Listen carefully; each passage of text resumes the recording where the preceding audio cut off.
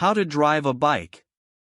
Driving a bike involves several steps, including starting the engine, balancing the bike, changing gears, and braking.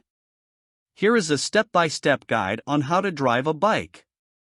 1. Wear appropriate safety gear. Before getting on the bike, make sure you are wearing a helmet, gloves, and other protective gear.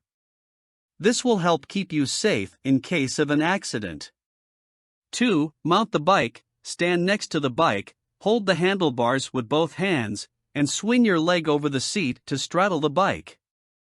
Make sure you are sitting comfortably and can reach the handlebars and pedals.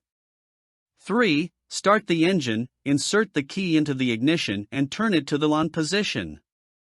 If the bike has a kickstarter, kick it down with your foot to start the engine. If it has an electric starter, press the starter button. 4. Balance the bike. To keep the bike upright, you need to balance it. Keep your feet on the ground and use your body weight to keep the bike steady. Use the handlebars to steer the bike. 5. Shift gears. Most bikes have a gear shifter located on the left side of the bike. To shift gears, use your left foot to press the gear shifter up or down.